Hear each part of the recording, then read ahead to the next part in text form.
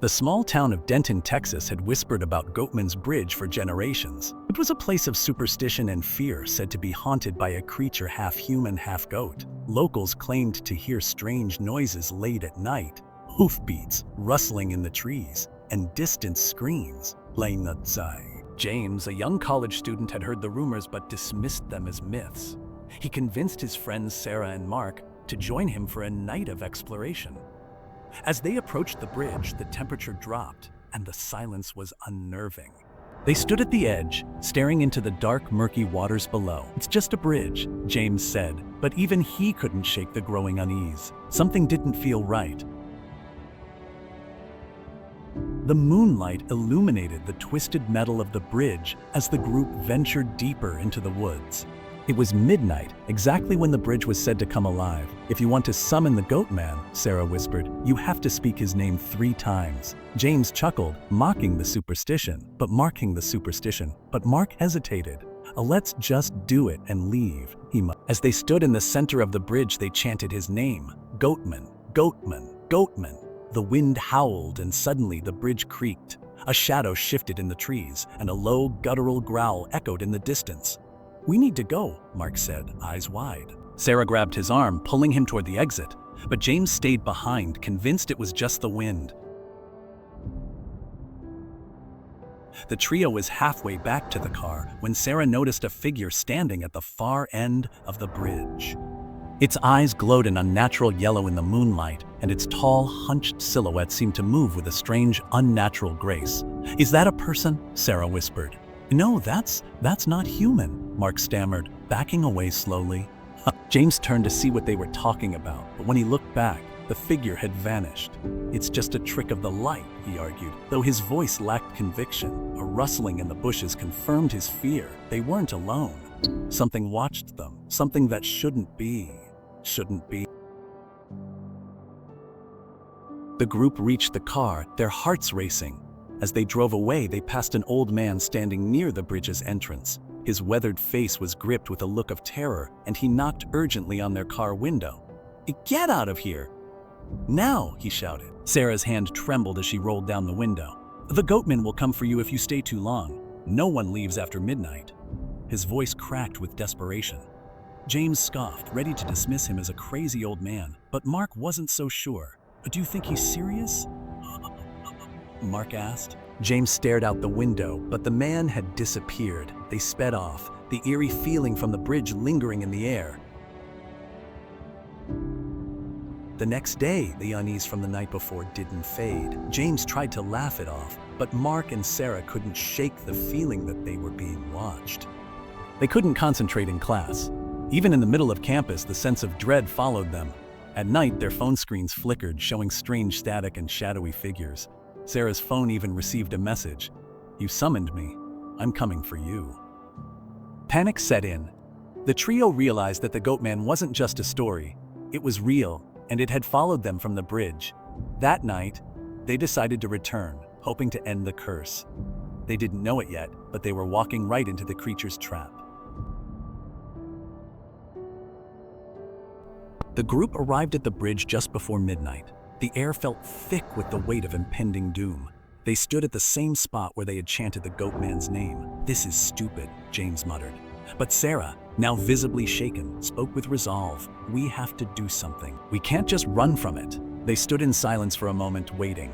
The sounds of the night seemed to fade into an eerie quiet. Then a rustle in the trees. James' heart skipped a beat. He turned, but there was nothing there. A chill ran down his spine as the temperature dropped. The Goatman had come.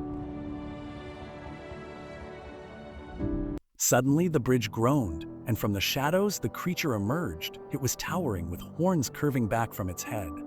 Its body was grotesque, muscular, covered in patches of dark fur, and its eyes glowed a fierce yellow. "Run!" Mark screamed, but it was too late. The Goatman charged, its heavy hooves pounding the bridge. The trio scrambled to flee, but the creature was faster, its presence an overwhelming force. It cackled, a sound that chilled them to their core. "I've been waiting," it hissed, its voice low and filled with hunger. The group ran, but the air itself seemed to push against them. They weren't going to escape easily. The group sprinted toward the woods, but the Goatman was relentless. It darted from tree to tree, its glowing eyes always locked on them. James tripped over a root and fell, his heart racing in his chest. The creature was right behind them now. Get up!" Sarah screamed, yanking him to his feet. They stumbled through the dark, hearing the creature's breath on their necks. It wasn't just chasing them, it was playing with them. The trees seemed to close in, the path growing narrower. Sarah glanced back and saw its face, half human, half goat, grinning as it came closer. It was only a matter of time before it caught them. They couldn't outrun it forever. The forest seemed to trap them, the trees closing in tighter as they ran. Suddenly, they found themselves in a small clearing, surrounded by thick underbrush. There was no way out. James was panting, his legs burning. Mark gripped his arm, terrified. "We're not going to make it," Mark whispered. Sarah shook her head, trying to keep calm. "We need to think. We need to think. We need to." The ground trembled as the Goatman emerged from the trees, its eyes blazing.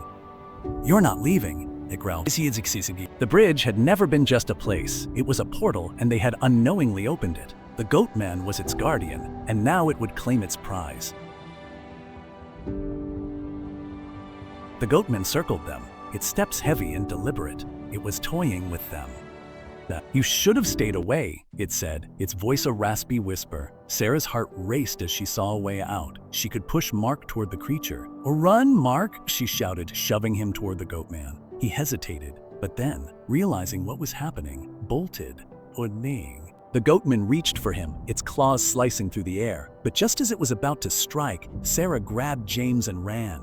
Mark's scream echoed through the woods. "We're not safe," James panted, but Sarah wasn't sure they ever would be. They stumbled back to the bridge, desperate to escape the nightmare that had become their reality.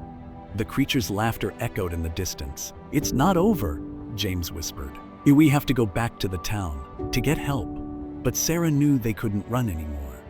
The Goatman was not just a creature. It was a curse that followed anyone who dared to step near its domain. They stood on the edge of the bridge again, breathless, but before they could leave, the air grew heavy and a shadow moved toward them. The Goatman had found them again. The Goatman lunged at them from behind, but this time Sarah wasn't running. She had something in her hand, an old knife she had found in the woods earlier. She held it up, and for the first time, the Goatman hesitated. Its eyes narrowed, and it growled in fury. James grabbed a large branch, swinging it at the creature. The battle was futile. The Goatman was too strong. "We can't fight this," Sarah said, her voice trembling. But before they could make another move, the bridge shook violently. The creature screeched in pain. Something had triggered an ancient power. The Goatman recoiled as if something had forced it back. An old voice echoed in the wind. "Leave them be." It was the old man from earlier. He appeared, now standing on the bridge. He had been waiting all along, protecting the curse from being lifted. "You've disturbed what should never be disturbed," the old man said. "The Goatman will take what's his." The ground trembled as the old man stepped aside. The Goatman turned its glowing eyes on him. The sacrifice had already been made. "It's time for you to leave," the old man whispered. The creature hesitated, then vanished into the darkness. With the Goatman gone, the bridge seemed to relax, the oppressive energy lifting. Sarah, James, and Mark fled, running until the town lights appeared in the distance. They were alive, but they knew they would never forget what they had seen. Back in Denton, they never spoke of it again, but the haunting feeling lingered. The shadows in the woods still whispered of the creature, and the legend would grow stronger, but they were no longer the story's victims. Now, they were the keepers of the secret. Months passed, and the town of Denton seemed to forget the horrors of that night. But one evening, a group of college students stood at the edge of Goatman's Bridge, daring each other to speak the creature's name. The wind began to howl as they chanted, "A Goatman, Goatman, Goatman, Goatman," and once again in the distance, the faint sound of hoofbeats echoed through the trees. The Goatman was waiting, as he always had been, and this time there would be no escape.